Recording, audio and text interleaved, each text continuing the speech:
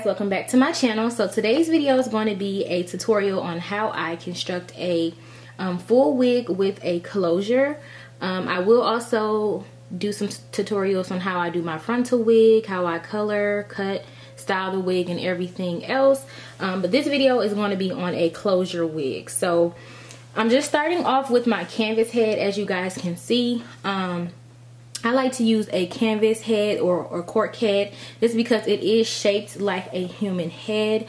And if you've ever made a wig before and it came out too small or too big, usually too small, it was because the styrofoam heads are actually a lot smaller in circumference, which means that it doesn't actually mimic the style of a actual human head. So when you start to sew, you're making that cap shrink to the size of that head that you're using, which is why your wig came out too small. So if you had issues with that, go ahead and just invest in a canvas head. I think I got this for like $20 or $30 off Amazon, and they come in different sizes.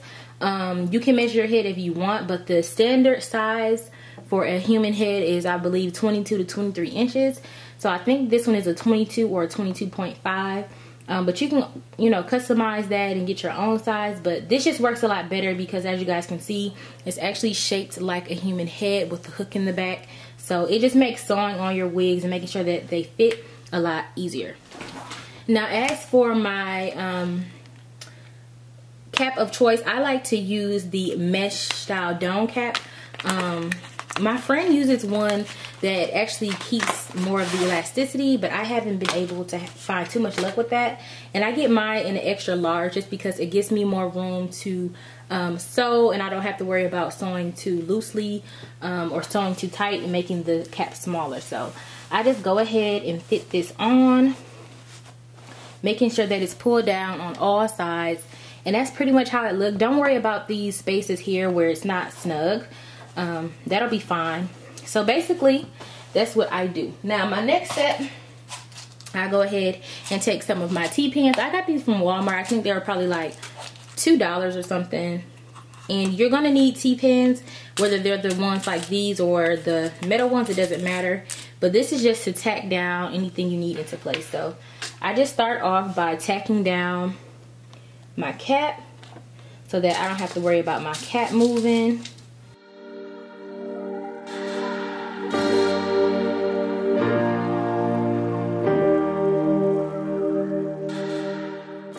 Alright, so now we're ready for our bundle. So I'm just going to be using 4 bundles of Brazilian hair. I will leave the link to the video in the description box showing you guys the details on this hair and the company that it came from. So I'm just going to go ahead and use just some raw bundles. You want to make sure that your hair is clean. You want to make sure you don't have any product in it, because I actually will be cutting this hair in a second video, part of the styling part. So you just want to make sure you're starting off with clean bundles with nothing in the wefts, and they're ready to be sewn on to your dome cap.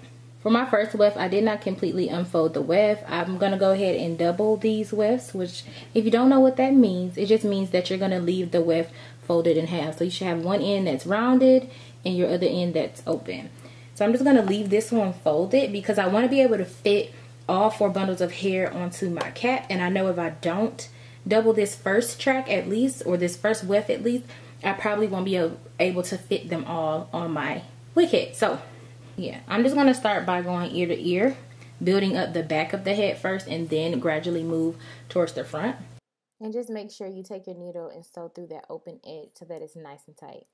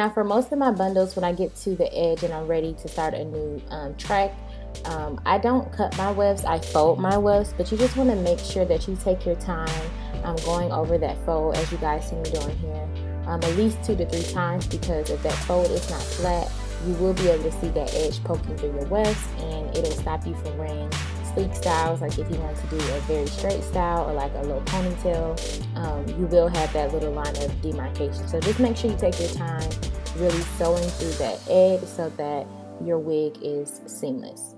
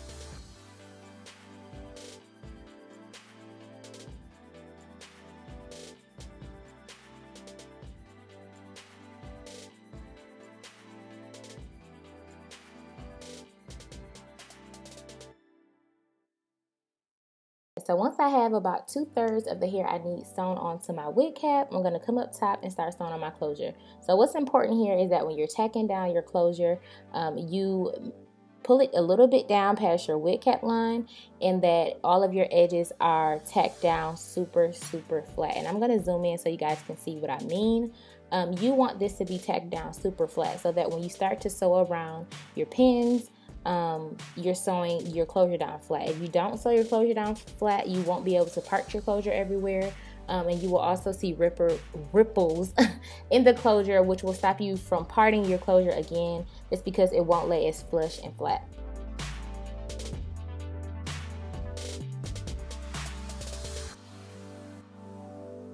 So once I've done that on both sides and it's super flat, I'm ready to sew.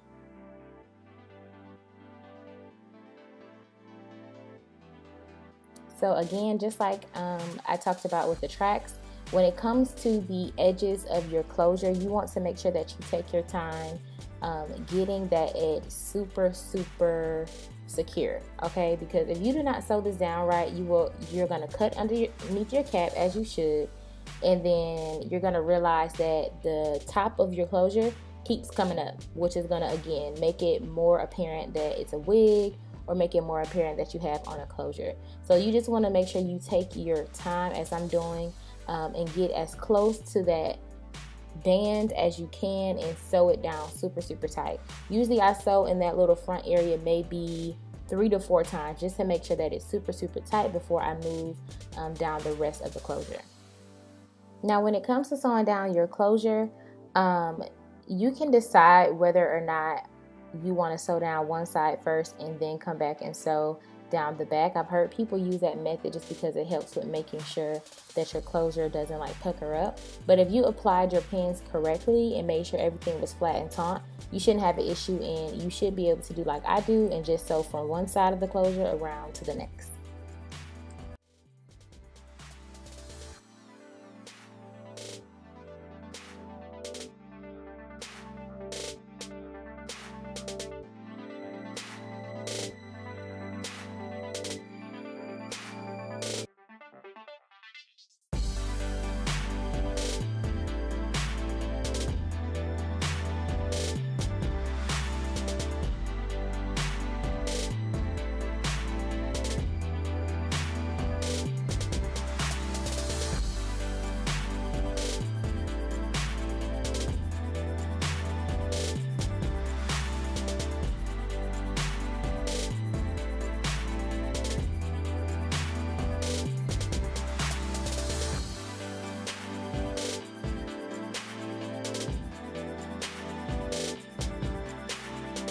So once you're done sewing, this is what your closure should look like. It should be laying down super flat and flush to the cap. Now, if you have some ripples in between your stitching, I recommend you go ahead and just cut it off and start over, because I promise there is no way that you're going to be able to get around having a closure that is not super flat. So if you make that mistake, just start over before you continue to sew on your bundles. But once your closure is on, you pretty much can just continue the rest of your wig as you normally would until you get to the crown area.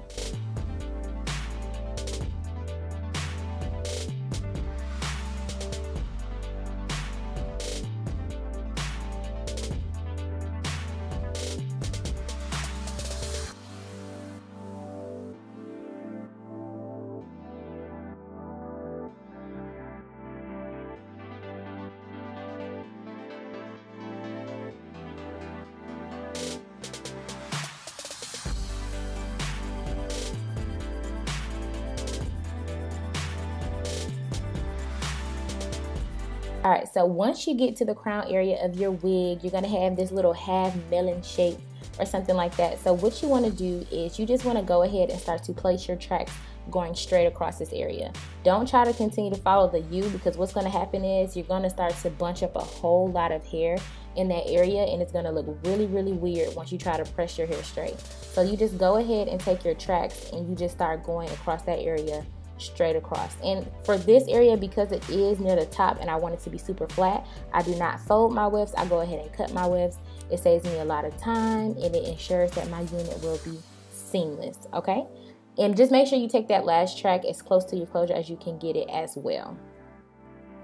So once you're done, this is what your unit should look like. My unit does not have any bumps or anything like that in it, so I can pretty much do whatever I want to with this unit. And this is pretty much it, guys. Like, it's actually pretty easy. If you've never tried to make a closure unit before, just be patient with yourself, okay? It may take a few tries in order for you to get your formula right, but it will work out. So this is all for today, guys. I hope this tutorial helped you guys out. I love you guys so much. Make sure you give this video a thumbs up, and I will see you guys in the next video.